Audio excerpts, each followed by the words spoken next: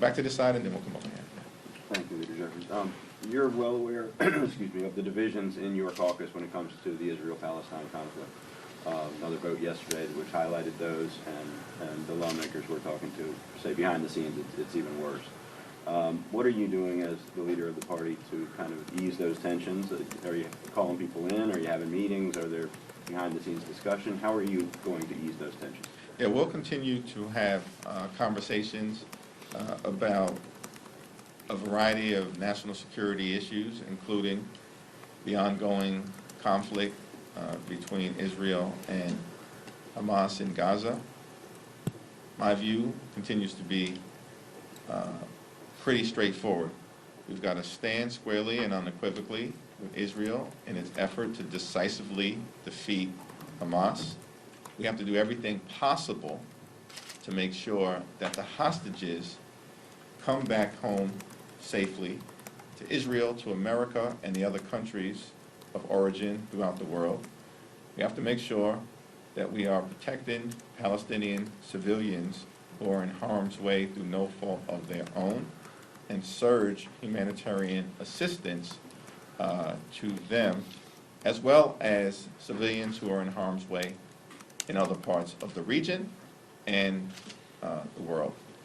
Those are principles that I think have been articulated clearly by President Biden and his administration, and principles that I support.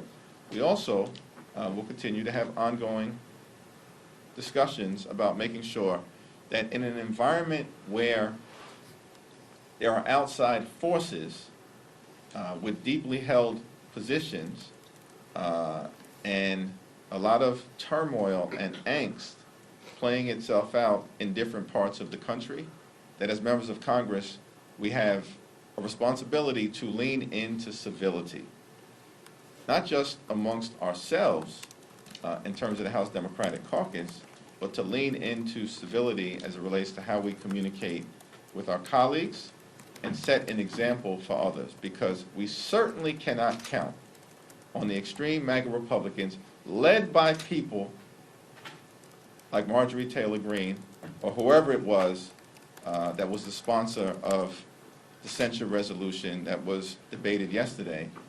We can't count on them, as far as I can tell, to be principled in wanting an institution that is functional, that embraces bipartisanship, and that tries to find common ground. That will continue to fall on us as Democrats. I believe that Democratic members of the caucus have led the way in that regard, even as it relates to dealing with challenging issues, and we will continue to do that moving forward.